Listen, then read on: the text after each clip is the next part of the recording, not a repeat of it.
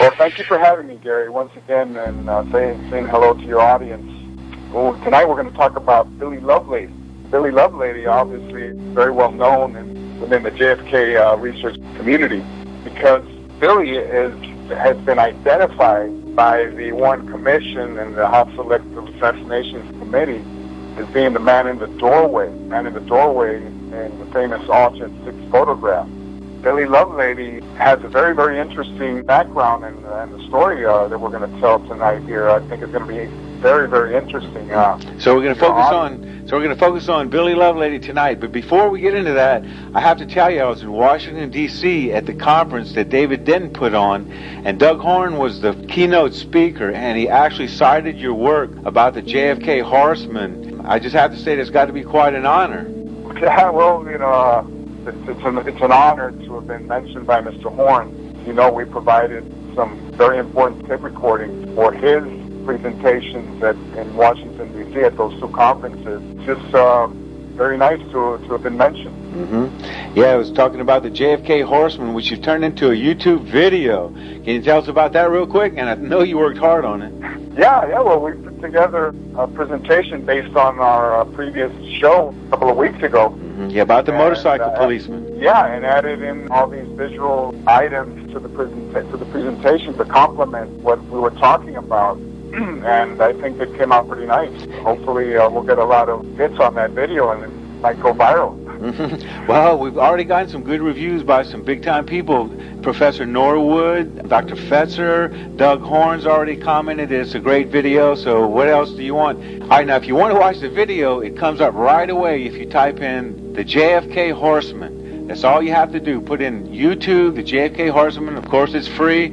And be sure to click on the like button and leave a comment with no curse words, of course. All right, Larry, we're going to get into Billy Lovelady tonight in a way that no one has brought this type of evidence when it comes to Billy Lovelady. And we want to make everyone aware that we're bringing new research to the JFK community. Yeah, well, I put together a lot of information on Billy Lovelady by doing FOIA requests on his military records a couple of years ago, going through a lot of other records that are found on the internet, for example, on the Mary Farrell website, the Harold Weisberg website at Hood College. We put together a lot of pretty good background on Mr. Lovelady. I just want to go through the information that we have here. Most researchers know that Billy Lovelady worked at the Texas School Book Depository. He was supposedly caught in the Auction 6 photograph and identified as the man in the doorway. Mm-hmm. And the Auction 6 photograph has been extremely controversial because many people believe, and I'm one of those,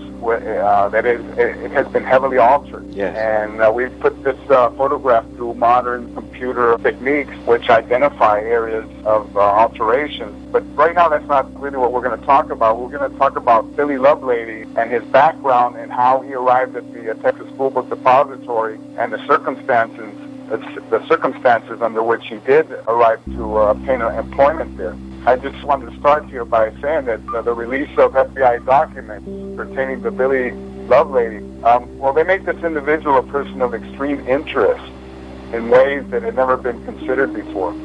The controversy surrounding his presence in the Auction 6 photograph must now be viewed in an entirely different light. The dean of early researchers, Harold Weisberg, wrote entire chapters devoted to this, where he protested the manner in which the Lovelady affair had been conducted from day one by the FBI and later the Warren Commission. Just wanted to comment that if Weisberg had known then what we know now, he would have taken a whole different tack on Lovelady. So, yeah, Billy Lovelady was more than a guy just hauling books around. Oh yes.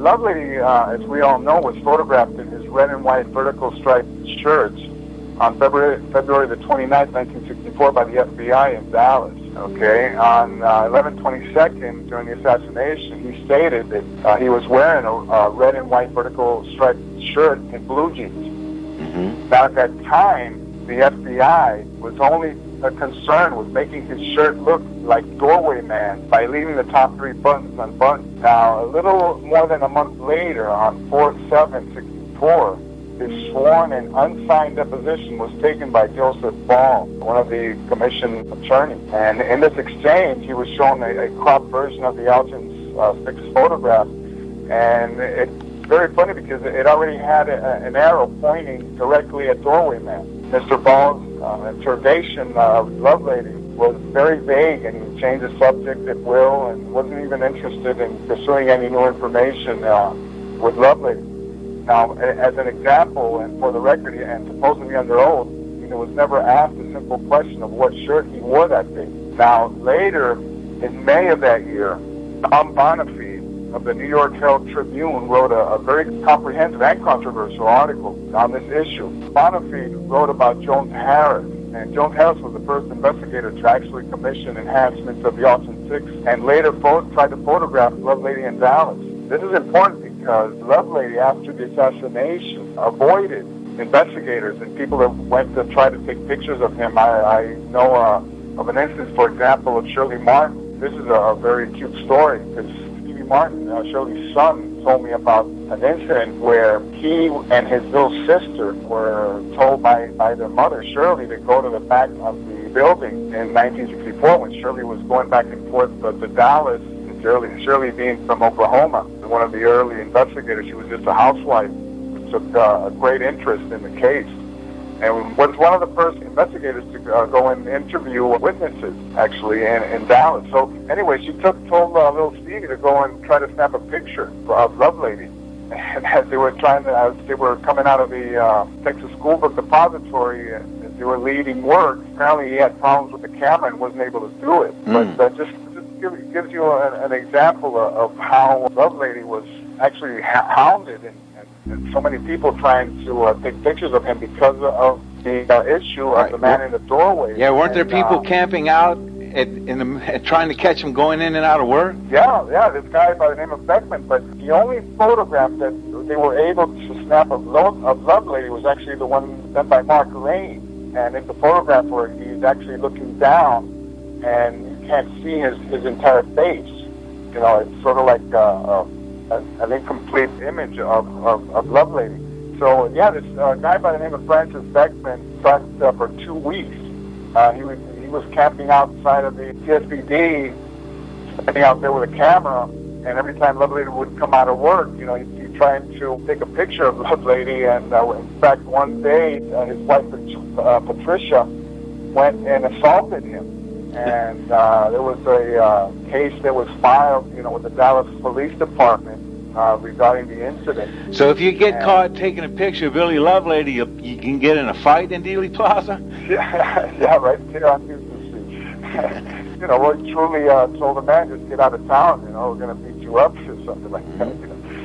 So this issue of Lovelady and the shirt and everything, finally, in this article that Bonafide wrote, he reported that Lovelady said he was an inch shorter than Oswald. He was heavier, and he was wearing that red and white striped sports shirt buttoned near the neck. And this is important because when the FBI took that photograph of Lovelady pertaining to that report that February the 29th, they included the photographs of Lovelady. And if you look at the photographs that the FBI took of him, the top three buttons are totally unbuttoned, which what they're trying to do here is trying to make him look like Doorway Man. Because if you look at the figure of Doorway Man, which happened to be that Lee Oswald's shirt was missing the top couple of buttons, 2 or 3 buttons, so that's why his shirt was splayed open in the way that we see in the Austin 6.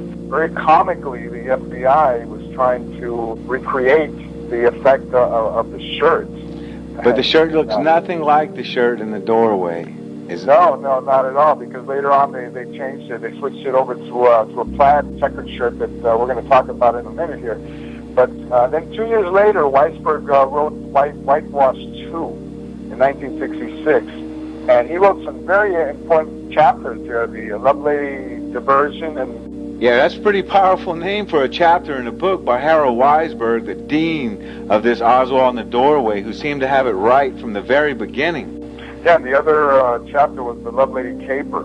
And in these 2 chapters, Mr. Weisberg actually was the first researcher to make a point-by-point comparison of the man in the doorway shirt. Okay, and comparing it to the actual shirt that Lee Oswald was wearing on November the 22nd.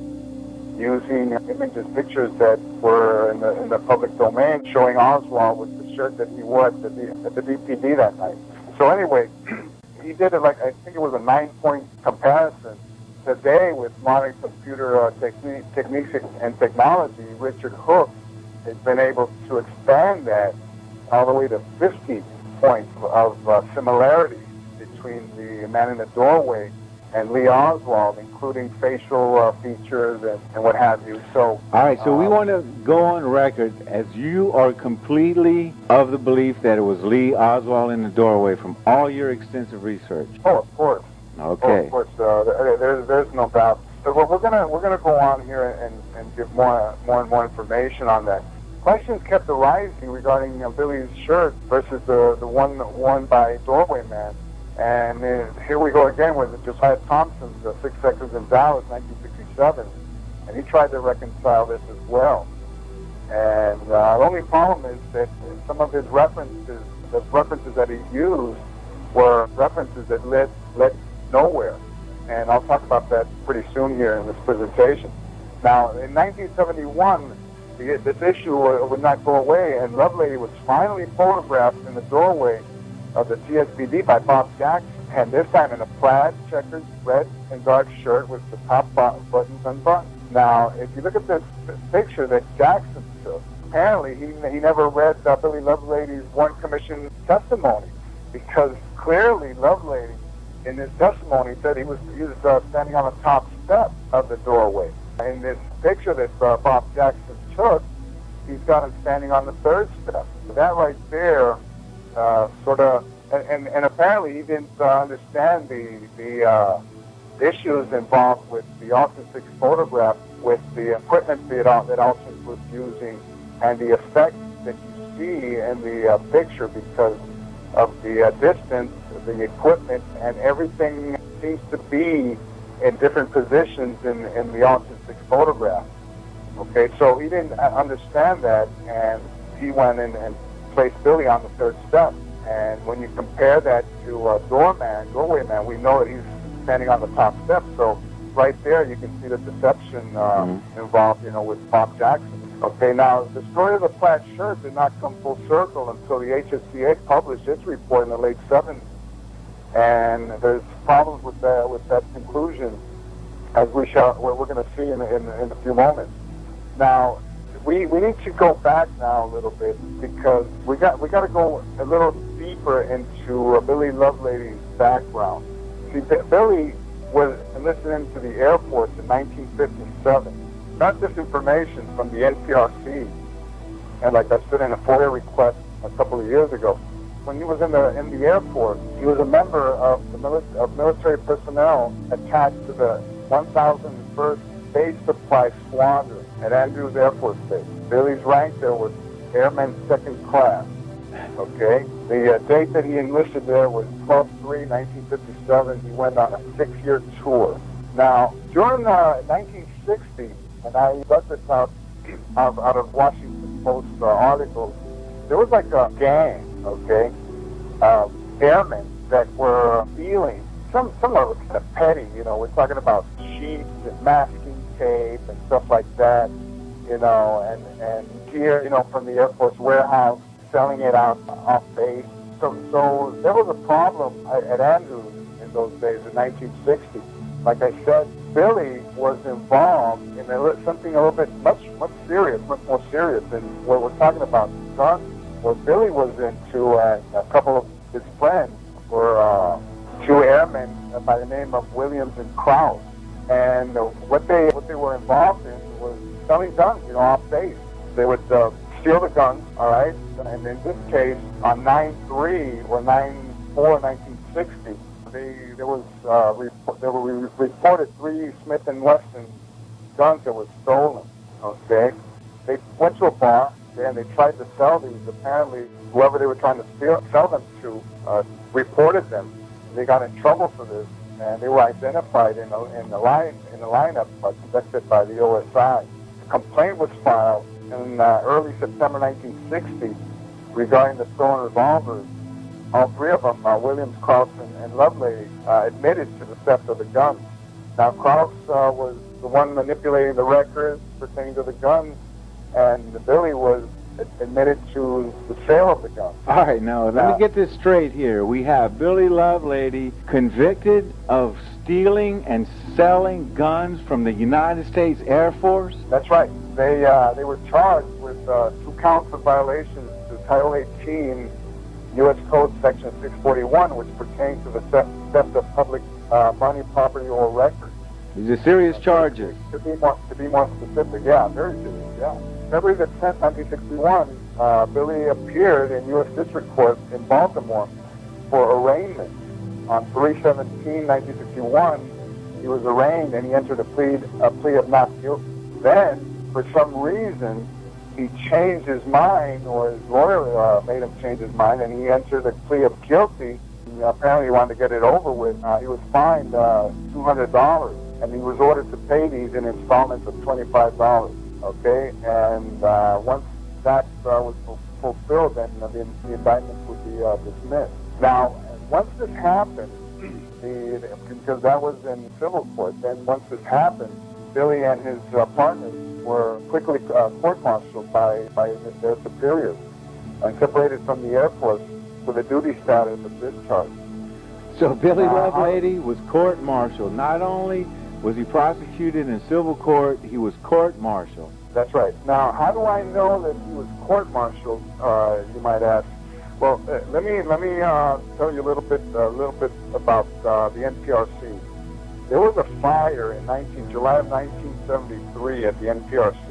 Many records of military personnel were lost, specifically from the letter A to the letter Z. The only surviving records, and we're talking about from 1973 back, okay? The only surviving records were personnel up to the letter H.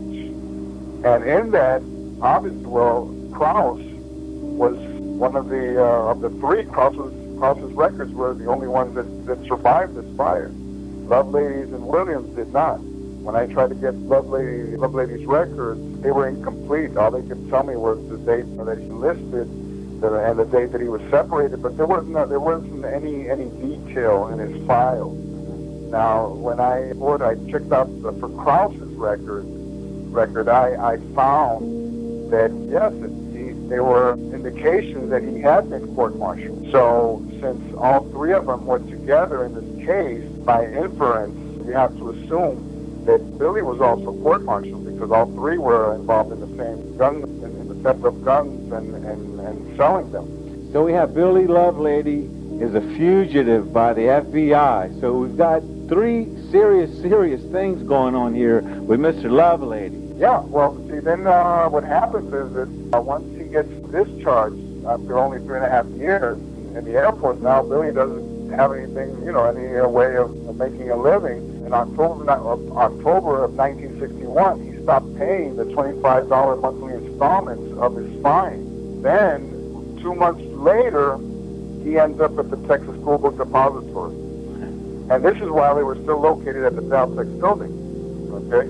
Now, the company, as we all know, the company did not move on into the location of 411 Elm Street until the summer of 1963. All right? Now, fast forward 1 year later, December the 7th, 1962, U.S. Attorney Robert Carson reported that Billy had only paid $125 of his fine, $125 of the fine. And his last payment had been made over a year ago. At that point, his office started looking for him. They noticed that all of the letters and any efforts to contact Billy were returned undeliverable. And at that moment, Judge Thompson issued a bench warrant for his arrest and a $1,000 bail. Okay? And we'll come back after the break. This is The Real Deal with Dr. James Fetzer and our special guest, Larry Rivera. We'll be right back.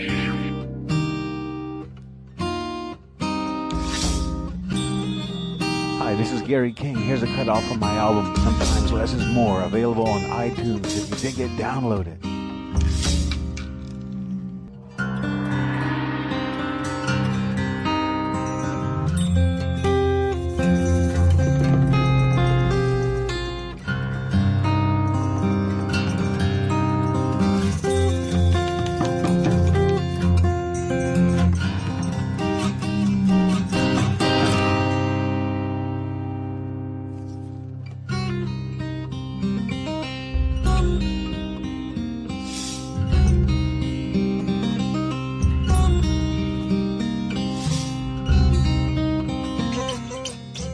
Don't forget, sometimes less is more on iTunes.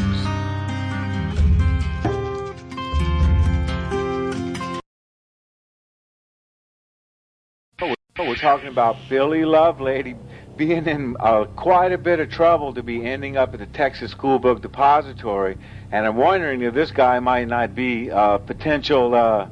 We'll let you fill us in there. Go ahead, Larry. Yeah. Well, December 1962, Billy's on the lam. Okay, and he's considered a fugitive, like you said, by the FBI. January the 7th, 1963, he's arrested at the Texas School Book Depository Company, okay, let's not forget, at the Dow Tech building. And he's incarcerated in Dallas, in the Dallas County Jail. Man, he's in trouble around town. Wow. Oh, big time. And he's a federal felon, for a fugitive. And how do you get in trouble with the FBI? You have to be really trying hard. Well, he skipped town in Maryland. He skipped town, and they sent for him. Billy has got good experience with the FBI in 1962, as we see here. In 1963, like I said, in January, Oshus Campbell, the vice president of the company, offers to pay the remaining balance of the Maryland fine if charges were dropped. Okay.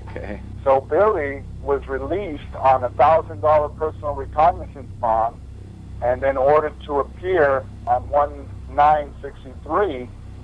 On 1963, Billy appears before the U.S. Commissioner Hill, and after several communications between Maryland and Dallas, the U.S. District Court of Maryland agrees to dismiss the warrant once the $75 is received, and then he's released on his own recognizance. That's what we have here on Billy. Now, I want to just talk about a little bit about the Texas Employment Commission. And there's a lady that worked there by the name of Laura Cottrell. And Laura Cottrell is important because she was the counselor interviewer at the commission, at the Texas Employment Commission, the TEC. And she had experiences with both Lee Oswald and Larry Crawford. That's a whole different story that we don't have much time to go into at this moment, because she actually interviewed both of them during 1963, in the fall of 1963, when Lee Oswald was trying to find a job at the Texas School Book Depository. And a lot of the information that in the files that she had worked on later on disappeared after the assassination. And she wrote a manuscript about her experience with Oswald and Crawford. It's a very, very interesting piece of work, because this lady had a great memory, and she really laid everything out where it was very obvious that there was some very, very funny shenanigans going on at the Texas Employment Commission, where Lee Oswald was being impersonated by this guy Crawford, because later on she identified Crawford in pictures that she saw in the Warren Commission and some of the exhibits that exist in the Warren Commission volumes there. So anyway, Laura Cottrell in this document writes about how strict the Texas School Book Depository Company was about their candidates. She had a lot of experience with the Texas School Book Depository Company, with candidates who were candidates to go work there, and she would refer. She knew the Human Resources Department there and everybody who worked there, and she wrote about how finicky they were, if you will, about candidates, and how they frowned on candidates with dishonorable discharges. Okay, so we find that Lovelady had no problem getting hired by the Texas School Book Depository Company, okay, in 1961 as a running felon. Okay, so there's something really, really strange about this. Okay, how does he end up working for the company? It's sort of like, I think that he might have also been, they might have been trying to set him up as an eventual patsy. It's kind of hard to visualize this for so long a time before the assassination. If you look at the work of Armstrong with Harvey and Lee and the way that all that played out. This thing must have been planned for a very long time. Okay, so now Billy Lovelady, as a father of young children, you got to think of how pliable Lovelady would have been, with all this situation, with the FBI hanging over his head.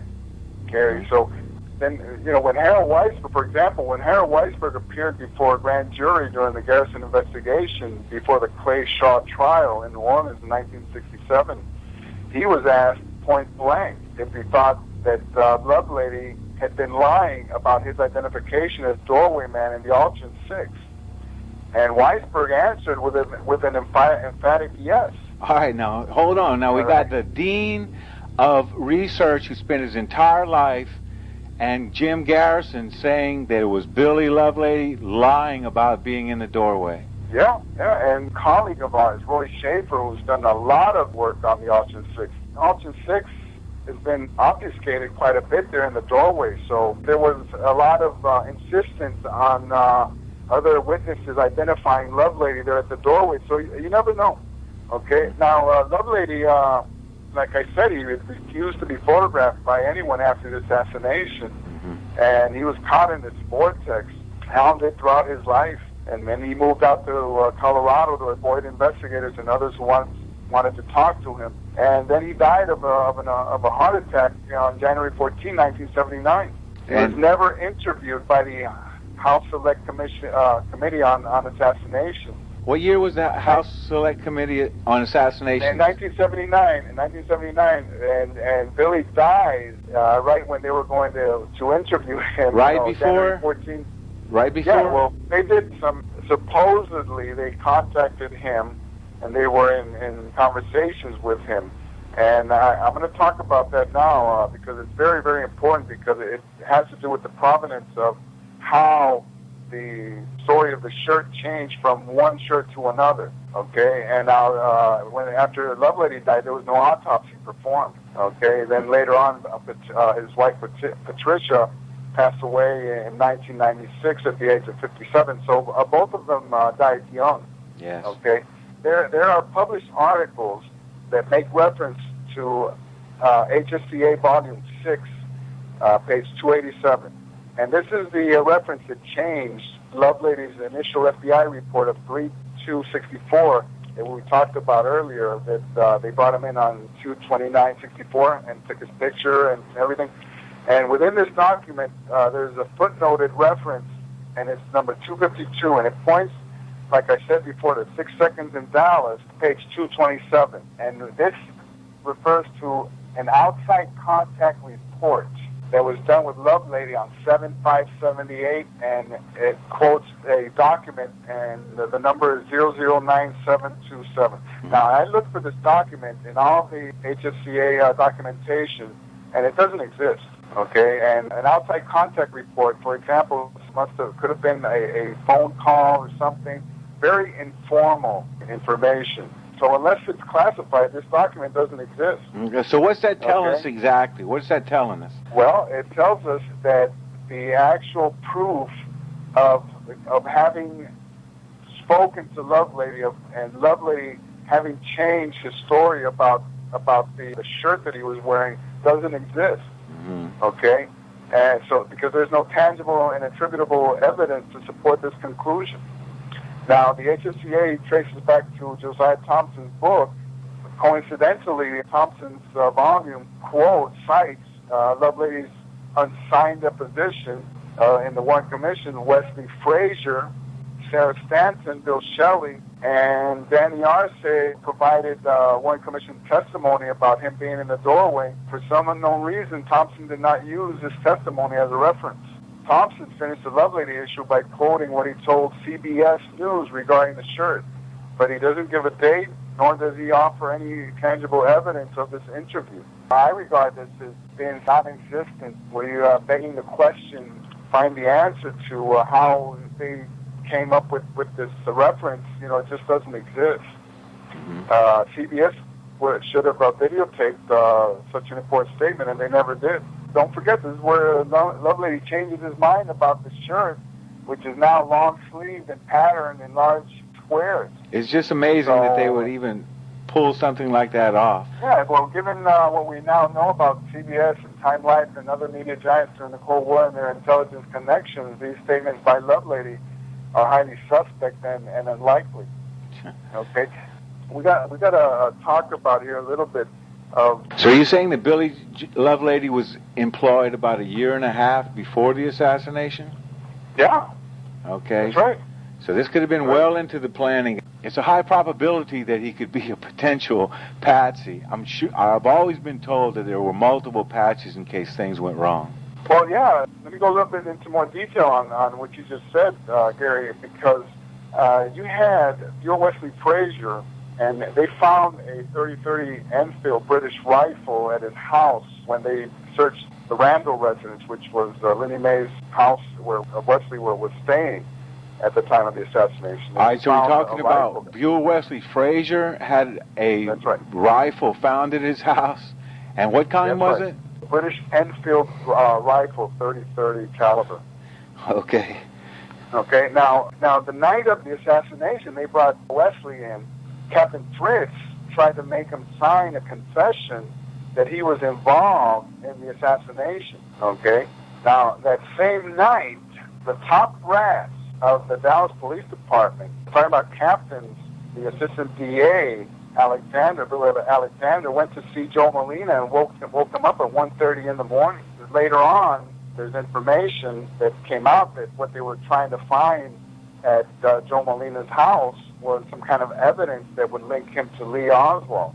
What this tells us is that same night of the assassination, they were still trying to link other Confederates to Lee Oswald, other conspirators, okay? And this whole situation was highly fluid. Mm-hmm. So at that time, that Friday the 22nd, they had not made up their mind to make Lee Oswald the patsy and accuse him formally. So you already have you got Lovelady who could have been a patsy. Okay, you had your Wesley Frazier who could have been a patsy, Joe Molina who could have been a patsy. They sort of had this all worked out in a way where, for example, let me just give you a hypothetical situation here. What if Lee Oswald had been caught in a lot more photographs outside of the TSPD? For example, that he might have decided to go watch the parade over at the curb. Okay? Mm-hmm. So then they would have needed some kind of fallback patsy. And we have information that had the assassination not occurred there on Elm Street, it would have occurred probably down the road on Stemmons Freeway, for example, next to Corham Motors. If you look at the Miller photograph, you'll see a sniper running with a rifle on the parapet on the roof of the building next door to the Corham Motors, the famous Miller photograph that shows what we think, well, they say was Clint Hill and a foot sticking out there over the door of the back door of the limousine. But right in front, there was a stadium called Cobb Stadium. And there was a lot of reports coming into the Dallas Police Department about riflemen and snipers in that area. There were obviously backup points. Mm-hmm. And what about the trademark? What about the trademark? Was that a potential assassination site? Could have been. I don't have any information on anything there, but it's been very well established that the Cobb Stadium and the Corham Motors, right, which were right off of Stemmons Freeway, could have also been points where JFK could have been attacked had the Elm Street been aborted, had that been aborted. That sort of gives us an idea of the magnitude of this whole plot here, you know. There's lingering questions about Billy Lovelady. You know, there still remains a lot to be investigated. For example, what exactly were his other activities and assignments at Andrews Air Force Base as a member of the Base Supply Squadron? You know, was he proficient in the handling of guns and rifles? We know that there's a lot of information out there regarding rifles, weapons trafficking at the TSPD. Okay, so, you know, there's still a lot of questions regarding that. We talked about Aurora Cottrell, you know, and how she wrote that the Texas School Book Depository Company was famous for employing only clean candidates, and how they frowned upon workers who had been dishonorably discharged from the service. Lovelady, ending up at the TSPD. As a fugitive from the FBI, who's been court-martialed, who's been convicted in civil court, is perfect if you're going to plan a route for the assassination of the president. Exactly. We're going to plan a patsy there. I mean, they had their patsies to choose from, What's really crazy about this, why was he not fired for being arrested at his place of employment? If the TSPD company, was such a strict employer, I can't even imagine being arrested by the FBI at work. I just can't even imagine that. Yeah, and this happens. And this is just the stuff that goes on all the time at the Texas School Book Depository. Yeah, right. Did Campbell ever find out about the details of his felony and subsequent court-martial and discharge? Was there a prior relationship there? That's what this all indicates, that there was a relationship. How else do you explain, that he ends up working there? Then, that he ended up starting a trucking business in Denver. And how did he do that? You got to start a business, you need money to have the money. And given his background and notoriety, how did that happen? And finally, could Billy Lovelady, Oswald, Crawford, even Richard Case Nagel. And, Richard Case Nagel is the guy that went into the El Paso bank, and shot up the roof, and just waited to be arrested, because he had been in the CIA and he had been around Oswald in New Orleans and he knew about the plot. Dick Russell writes a very, very convincing book about how Richard Case Nagel could have also been a patsy in this whole thing. And even Thomas Arthur Valley, the guy in Chicago that got arrested. So all these guys, what the common link of all these guys that I just mentioned is they were in the military at one time or another. For example, this Crawford got discharged because he was crazy, and all these guys could have been steered and influenced in one way or another because of threats, perhaps of dishonorable discharge, which is the case, happened to be the case with Lee Oswald. He was dishonorably discharged, and he was fighting to get that corrected. Precisely, that's the reason why Dean Andrews in New Orleans, who was working on that for him, doing that for him, trying to correct his dishonorable discharge, trying to reverse that. Yeah, very interesting. Very interesting parallel between Lee Oswald and Billy Lovelady being dishonorably discharged. Yeah, and also Larry Crawford had the same situation. So all these guys, were in the military at one time or another during this time. This could have been some kind of patsy club, from which the conspirators could have drawn from. And finally, I got to talk about this because this is really amazing to me. Patricia Lovelady attempted to sell the checkered shirt that they photographed Billy Lovelady in 1971, the one that I spoke about earlier with Tom Jackson. And she approached Harold Weisberg, and she called him one day. She wanted to offer the shirt, and she wanted $5,000 for the shirt. She wanted $5,000 from Harold Weisberg? I don't think he was that rich at the time. That was a lot of money back then. Obviously, he turned her down. And another thing that I wanted to talk about briefly is the name Kenneth Brooten. He was counsel for the HSCA, the House Select Committee on Assassinations in the 70s, and he investigated part of the Lovelady deal, okay? And later on, he ends up being Lovelady's personal attorney.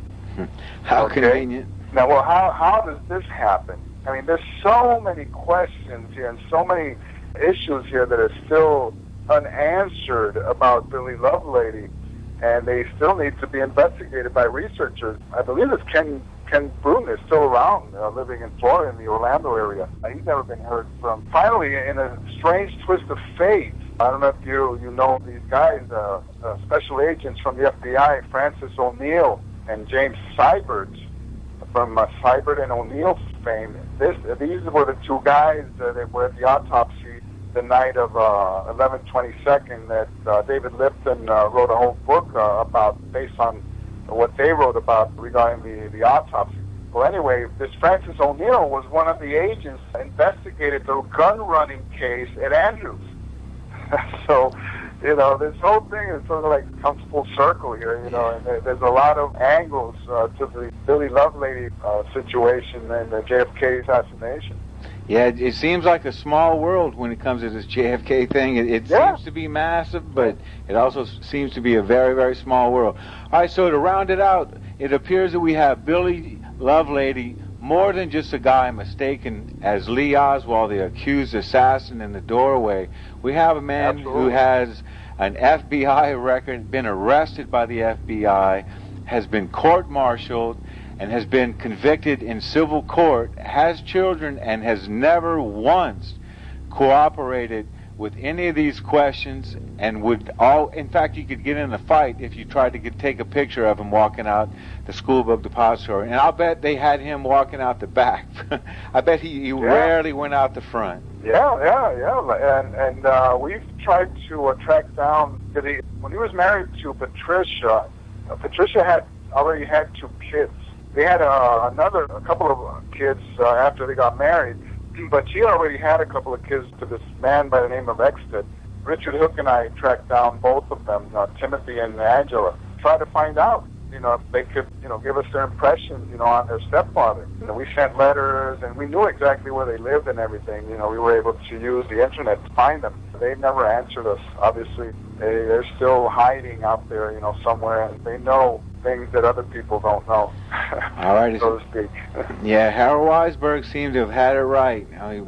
Billy Lovelady is no small player in this whole toward affair. No, he's not. And he was pressured into all this. In fact, Beverly Brunson had some very interesting writings about Lovelady. She actually believed that Lovelady wore that shirt to the FBI on purpose to give them some kind of wiggle room, out of this whole thing, and to maybe give the investigators some kind of lead here on what the FBI and what the Warren Commission was really trying to do. And that's also a possibility, So we're talking Beverly Bronson in 1968 saying this? Yeah, that's right. Yeah, because she also did a lot of investigating into the H6 photograph. She was convinced it was Lee in the doorway. Absolutely, 100%. But she also thought that there was more to the Lovelady story than was being revealed. And she was right. We know a heck of a lot more now than we know then. All right, we have about a minute left, Larry. How come Harold Weisberg's work isn't cited more often? Harold was a very controversial figure in the JFK community. He made a lot of enemies. He made a lot of strange relationships with people. It doesn't take away from the enormous volume of work, and he worked all the way until the day he died on the JFK assassination, and securing so many documents for us that, in fact, if you visit his website at Hood College, there are just millions and millions of documents, and you could write maybe 500 books based on the information that's there. First of all, he didn't believe that the Zapruder film had been altered. I think that's basic conclusion that we have, today. There were a lot of other things, that he was very strict as far as his sources, and he was very jealous about other people using his sources and very protective. He always wanted to be cited correctly, and the attribution, to his work was very important to him. He had some very interesting relationships with his peers. For example, with Salandria and Marr and Feynman and people like that, and Maggie Field and Shirley Martin, even Robert Groden. And I forgot, I wanted to mention that there was a document that was signed in 1976, and it's a receipt. Not a receipt, but a statement supposedly made by Billy Lovelady, where he's affirming that he is the man in the doorway. Who are the people that witnessed and who signed onto this statement if they're not Kenneth Brooten and at the bottom Robert Groden on 11/13/1976? Wow. And all right, well, all right, we're going to have to call it right there, Larry. Great show. All right, when it comes to Lee Harvey Oswald in the doorway, there's a YouTube presentation called JFK, The Assassination of America, Part 5 of 6 with Ralph Sinkay. You've got to watch that over and over, and you'll get what we're talking about. And don't forget, the JFK Horseman, a fantastic YouTube video that Larry has put together, and we're getting really good critical review. So we're doing the best we can to bring real, true information to you. And thanks again, Larry. Thank you. Thank you for having me, Gary. All right, this is The Real Deal with Dr. Jim Fetzer, Gary King, and Larry Rivera. We'll talk to you next week.